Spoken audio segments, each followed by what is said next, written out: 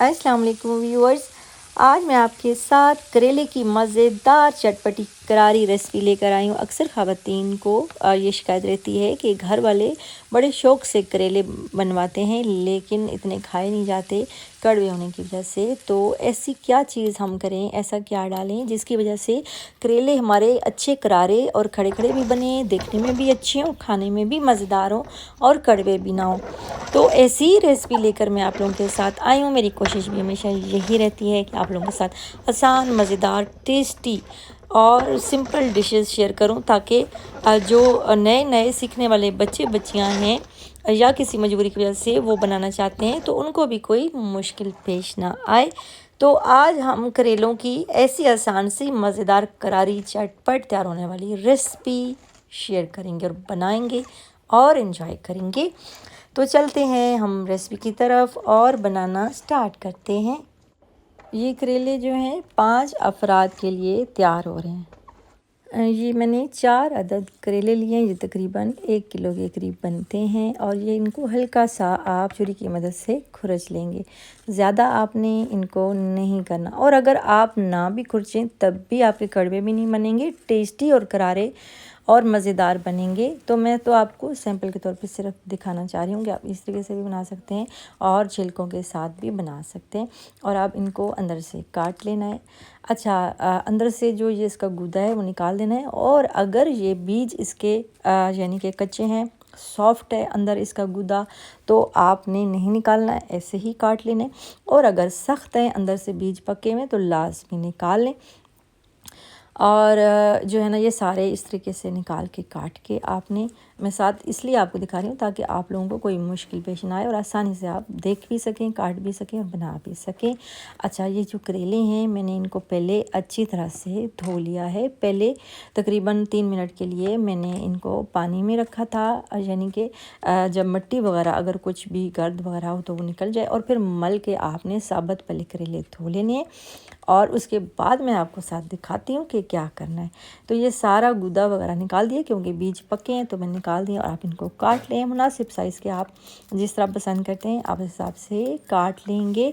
जो है वो छोटे बड़े जिस तरीके से आप काटना चाहते हैं, आप चाहें तो दरमियान से भी काट के छोटे भी काट सकते हैं।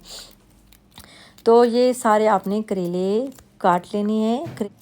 करेले सारे काट लिए हैं। अब जो है लीमू, ये कच्चे लीमू आपको नज़र आ रहे हैं 4-5, ये मेरे घर में लगे हुए हैं इसलिए मैं ग्रीन इस्तेमाल कर रही हूँ और इनमें जूस बहुत ज़्यादा है। ज़रूरी नहीं है कि आप कच्चे लीमू इस्तेमाल करें, जो अवेलेबल हों 2-3 आप इसमें डाल के इनको मलते जाएंगे साथ साथ जैसे कि मैं दिखा रही हूँ। उसके लिए ये है कि आपके हाथ साफ़ होने चाहिए, जिस बर्तन में आप रख रहे हैं वो साफ़ होना चाहिए क्योंकि हमने इनको दोबारा धोना नहीं है।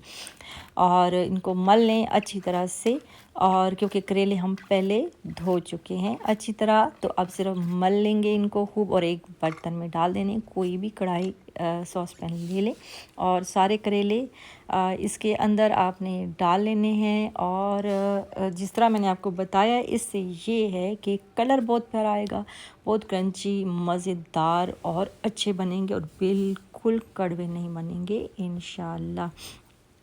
और अब चूल्हा जो है ऑन कर दें, 4-6 जवे डाल दें लहसुन के इसमें, और जो है फुल आंच पर इसको बग़ैर ऑयल के अभी 2 मिनट तक पकाना है। ये आपको मैं साथ दिखा रही हूँ। और 2 मिनट के लिए इनमें अच्छा हरी मिर्चें भी 6-7 डाल दें। और ये अब ऑयल डाल रहे हैं, ये तकरीबन डाला है 6 खाने के चमचे। 6 खाने के चमचे ऑयल डाल के आप इसको फ्राई कर लेंगे। और फिर उसके बाद इसमें नमक है, ये आधी चाय का चम्मच इसमें डाल दिया है। और फिर इसको फ्राई करेंगे नमक के साथ और अच्छे क्रिस्पी बनेंगे ये।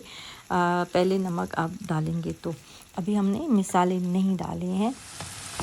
और ये जो है तकरीबन 3 मिनट तक इनको फ्राई करना है, मीडियम आंच कर दी है मैंने और इधर ही खड़े होके ही पकाना है।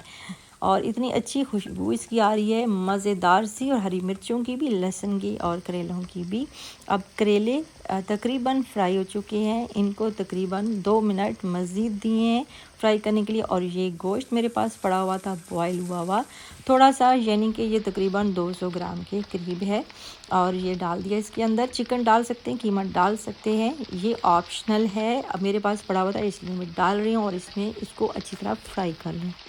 अब जो गोश्त डाला है इसको 1 मिनट तक पकाएंगे। और ये 3 अदद टमाटर हैं दरमियाने साइज़ के, ये चॉप करके डाल दिए इसमें। और ये है लाल मिर्च, ये 1 चाय का चमचा है, इसी लाल मिर्च है ये डाल दी है। और अब डालेंगे हल्दी, ये भी 1 चाय का चमचा है, ये डाल दें। और अब इसको मिक्स करके तकरीबन 1.5 मिनट तक टमाटर के साथ पकाएंगे। इसमें गोश्त, करेले और टमाटर भी डालें हैं, मिसाले डालें। और उसके बाद जो है आँच जो है आपने कर देनी है हल्की, और हल्की आंच पर 1.5 मिनट के बाद इसमें डाल देने हैं अब प्याज।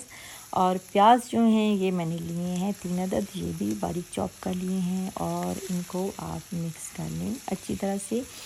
और आंच अब आपने कर देनी मीडियम आंच पर आपने तकरीबन 1.5 मिनट तक मज़ीद खड़े होके इसको भूनना है, क्योंकि पानी इसमें टमाटर में भी है और प्याज में भी है, ताकि यकजान हो जाए और थोड़ा सा गल भी जाए। अब करेले भून लिए हमने, अब जो है आंच जो है आपने हल्की कर देनी है। हल्की आंच पर 4 मिनट तक आप इसको बग़ैर ढकना दिए पकाएंगे। अच्छा, इसको स्टीम हमने नहीं देनी, यानी कि ढक्कन नहीं लगाना। उसकी वजह ये है कि जिस तरह आप चाह रहे हैं करेले उस तरह नहीं बनेंगे, यानी कि पसीना आ जाएगा इसको, स्टीम से पानी निकलता है और ये इसका कलर भी चेंज हो जाता है, और जो क्रंची और मज़ेदार सा टेस्ट है वो ख़त्म हो जाता है। तो ये छोटी छोटी टिप्स होती हैं जो मैं आपके साथ शेयर करती हूँ, उनको लाजमी फॉलो किया करें, गौर से देखा करें। अब जो है चूल्हा ऑफ़ कर दें, करेले हमारे रेडी हो चुके हैं, गर्मा गर्म सर्व करें नान के साथ, रोटी के साथ, और इन्जॉय करें। और मुझे ज़रूर बताइएगा कि आपको मेरी आज की ये रेसिपी कैसी लगी। रेसिपी अच्छी लगे तो लाइक, शेयर और सब्सक्राइब लाजमी कर दें। और अब मुझे दीजिए इजाज़त, अल्लाह हाफ़िज़।